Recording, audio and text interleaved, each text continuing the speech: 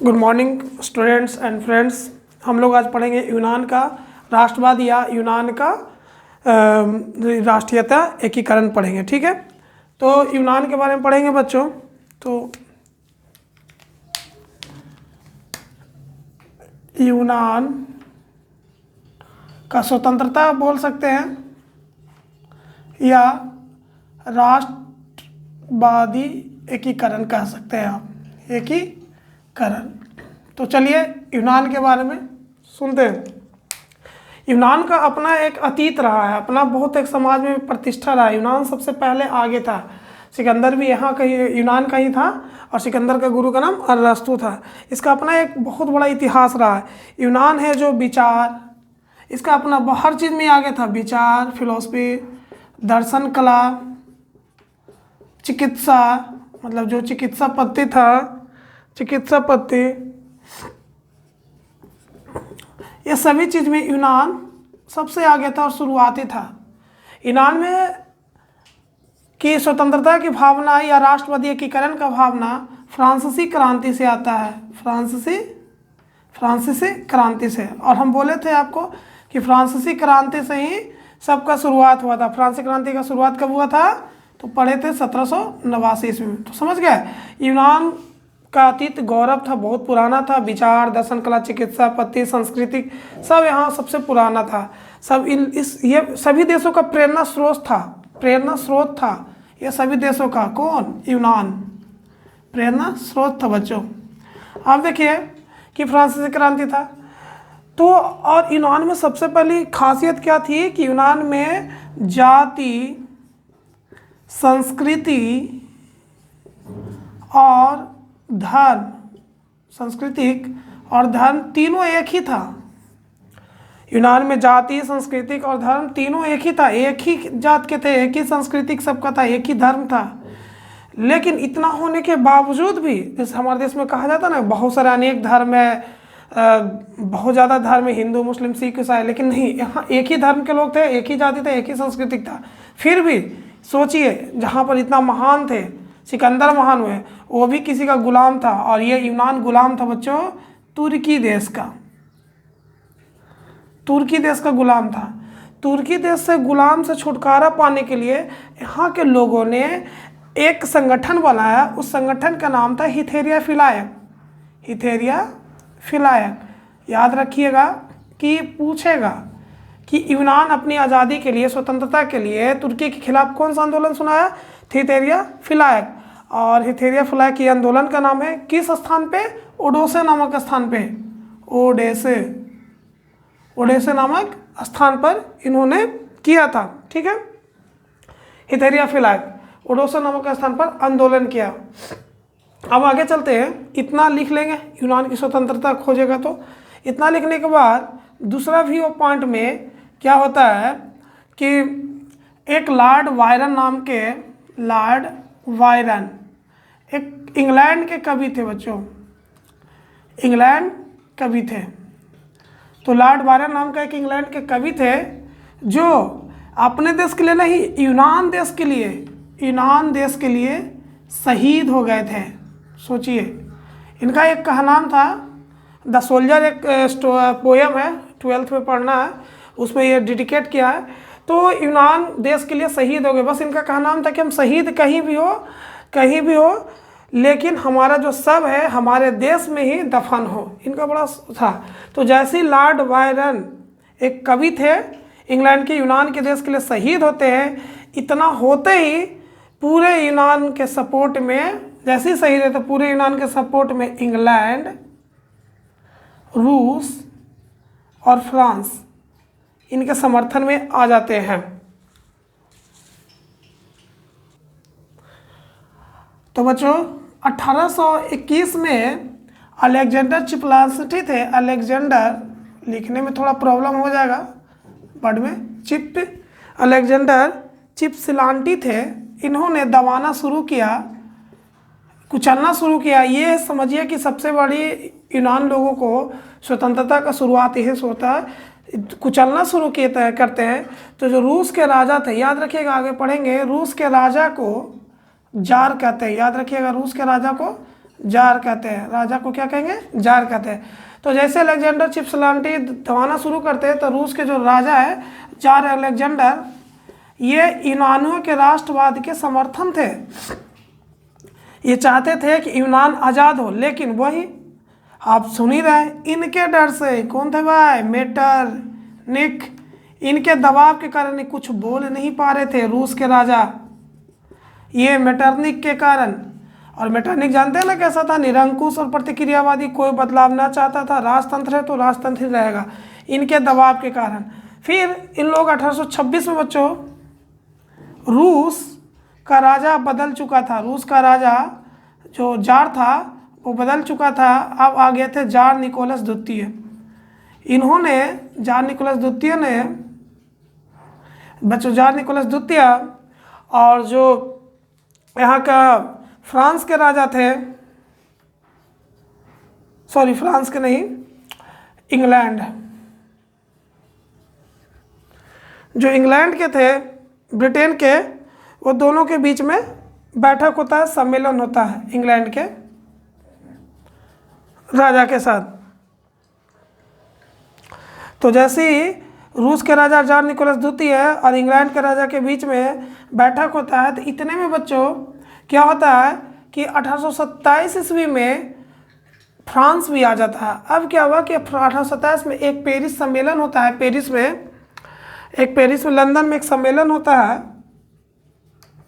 London में सम्मेलन होता है।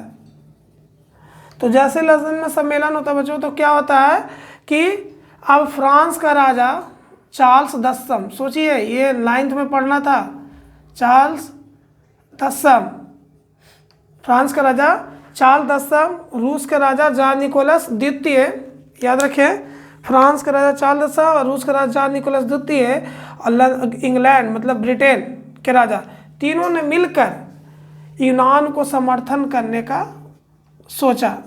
ये यूनान का समर्थन करने के लिए किए, तो तुर्की जो इस पर गुलाम था, जो तुर्की यूनान पर गुलाम किए हुए था, तो तुर्की के समर्थन में मिस्र आ गया। मिस्र जानते हैं ना, मिस्र आ गया, तो वही मिस्र जहाँ पर नील नदी होता है, तो तुर्की के तरफ समर्थन में आ गया, मिस्र आ गया तुर्की के समर्थन में। बच्चों देखते, तुर्की के समर्थन में मिस्र आ गया, और फ्रांस था, इंग्लैंड, ब्रिटेन और आपका रूस, तीनों समर्थन कर दिया यूनान को। तो जाहिर सी बात है, कब, तो 1827 में लंदन सम्मेलन में, शायद नीचे नहीं दिखा होगा बोर्ड पर, नीचे लिखे थे, तो लंदन सम्मेलन में, समझ गए, तो लंदन सम्मेलन में बच्चों ये हुआ था, तीनों ने इनके साथ दिया। अब युद्ध हुआ तो आपको पता ही है कि युद्ध होगा तो हारेगा कौन, तो तुर्की को बुरी तरह से पराजित हुआ, तुर्की बुरी तरह से पराजित हो गया। तो यही मिस्र है जहाँ पे नील नदी बहती है, सबसे बड़ी नदी है, और अभी फिलहाल में एक बहुत बड़ी जहाज़ यहाँ आके रुक गया था, जो आपका पनामा नहर जिसको कहते हैं, सॉरी स्वेज नहर में बड़ी सी जहाज़ रुक गई थी फिलहाल में। चलिए इससे हम लोग के क्या मतलब, आगे देखिए कि पराजित हो गया था। तो जानते हैं जब भी पराजित होगा तो 1829 ईस्वी में एंड्रोनोपाल की संधि होती है, एंड्रोनोपाल की संधि होती है। तो बच्चों एंड्रोनोपाल की संधि किन के बीच होता है, तो युद्ध हुआ यूनान से, तो यूनान और तुर्की के बीच एंड्रोनोपाल की संधि होती है। और संधि होने के बाद हम इधर मिटा देते हैं, तो बच्चों एंड्रोनोपाल की संधि कब हुई, 1829 में, किसके यूनान और तुर्की के बीच, याद रखिएगा 1829 में एंड्रोनोपाल यूनान और तुर्की के बीच संधि हुआ। और अतः 1832 ईस्वी में यूनान आज़ाद हो गया, स्वतंत्र हो गया, ये याद रखिएगा। पूछेगा यूनान कब आज़ाद हुआ, तो 1832 ईस्वी में यूनान स्वतंत्र हो गया। और देखिए बच्चों, कहीं ना कहीं ये जो तुर्की का जो आप देखे हैं, ये हम लोग चैप्टर 4 में पढ़ेंगे, भारत का राष्ट्रवाद में, याद रखिएगा, वहाँ पर डिस्कस करेंगे भारत का राष्ट्रवाद में। बच्चों ये कहीं ना कहीं हमारे देश में जो तुर्की था, यहीं पर तुर्की के जो सम्राट राजा होते थे, वहाँ पूरे विश्व के मुसलमान उसे खलीफा मानते थे, याद रखिएगा, पूरे विश्व के लोग उन्हें खलीफा मानता था। इसीलिए भारत में जो खिलाफत आंदोलन हुआ था, कहीं ना कहीं इसका जड़ था खिलाफत आंदोलन से। तो हम आगे पढ़ाएंगे खिलाफत आंदोलन या गांधी जी लखनऊ समझौता 1916 ईस्वी में किए थे।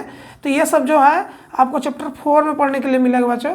कहीं इससे ही जुड़ा हुआ था। इसी के कारण जो तुर्की देश था, जो मतलब कि यहाँ खिलाफत आंदोलन होता है। तो खिलाफत आंदोलन क्यों होता है? क्योंकि यहाँ पे तुर्की का शासक को पूरे खलीफा मानते थे, मुसलमान लोग पूरे खलीफा मानते थे और उनके साथ, और इसी तब से तुर्की बहुत छोटे छोटे बढ़ गया और इसे हम यूरोप का मरीज भी बोलते हैं। तुर्की को याद रखिएगा, यूरोप का मरीज तुर्की के कहते हैं। समझ गए? तो बच्चों हम लोग क्या पढ़े हैं? तो फिर से सुन लेते हैं, ठीक है? तो देखिए क्या क्या पढ़े। यूनान एक प्रेरणा स्रोत, सॉरी चमक जाता होगा बोर्ड। तो यूनान एक बच्चों प्रेरणा स्रोत देश था, बहुत अतीत से ही था। सांस्कृतिक, सभ्यता, विज्ञान में, कला में ये सब के लिए प्रेरणा स्रोत था। चिकित्सा विभाग में, मतलब शुरुआते से ही। और एकदम यूनान में एक बहुलवाद थी, जाति, धर्म और सांस्कृतिक तीनों एक था। सभी देश में ऐसा नहीं होता, अलग अलग है। तो वहाँ पर जाति भी एक था, सांस्कृतिक भी एक थी और धार्मिक रूप से भी एक था। लेकिन फिर भी तुर्की का गुलाम था। इतना होने के बावजूद वहाँ पर बहुत सारे लोग हैं, अरस्तु वहीं के थे और भी बहुत सारे सेक्रोडेट्स, सुकरांत वहीं के थे। सुकरांत का एक स्टोरी बहुत अच्छी है, बाद में कभी सुनाएंगे सुकरात का। तो अब क्या हुआ कि तुर्की का जब गुलाम था तो इन्होंने हिथेरिया फिलाक, अभी बताएं, हिथेरिया फिलाक नामक एक संगठन बनाते हैं ओडोसा नामक जगह पे और तुर्की के खिलाफ आंदोलन करते हैं। उसका एक उद्देश्य ये है कि यूनान को तुर्की से स्वतंत्र करना है, एक स्वतंत्र देश बनाना है। लेकिन ऐसा होता नहीं है। उसी समय लॉर्ड बायरन एक कवि है इंग्लैंड के, जो अपने इंग्लैंड के कवि है, जो यूनान के लिए शहीद हो जाते हैं। तो ये पूरे यूरोप में एक अलग भावना बढ़ता है कि भाई कोई दूसरे देश के व्यक्ति दूसरे देश के लिए शहीद हो, आखिर बात क्या है। और जो फ्रांस की क्रांति में तो थोड़ा ऐसा हुआ, शुरुआत हुआ। और जो चिपलसांटी थे 1821 में, उन्होंने कुचलना शुरू कर दिया। और जो रूस का राजा अलेक्जेंडर था, रूस के राजा को जार बोलते हैं, जार अलेक्जेंडर था, वो इसे चाहता था कि राष्ट्रवाद में यूनान का समर्थन करे, लेकिन मेटरनिक से डर रहा था। तो इसी में 1826 में इंग्लैंड, ब्रिटेन और आपका रूस के बीच समझौता होता है। और 1827 में लंदन में एक सम्मेलन होती है बच्चों। उस सम्मेलन में फ्रांस का राजा चार्ल्स दसम, रूस के राजा जार निकोलस द्वितीय, क्योंकि अब बदल चुके थे, और ब्रिटेन के राजा, तीनों ने मिलकर यूनान को समर्थन देने का वादा किया और युद्ध हो गया। तुर्की के साथ में मिस्र दिया, लेकिन तुर्की को इतने के बाद भी बुरी तरह से हार हुई। और हार होने के बाद 1829 में एड्रियानोपल की संधि हुई और इस तरह से बच्चों 1832 में यूनान एक आज़ाद देश हो चुका था। समझ गए? अगर वीडियो अच्छा लगता है तो लाइक, शेयर और सब्सक्राइब जरूर कर दें। थोड़ा मेहनत तो लगता ही है, जरूर वीडियो को शुरू से अंत तक देखें।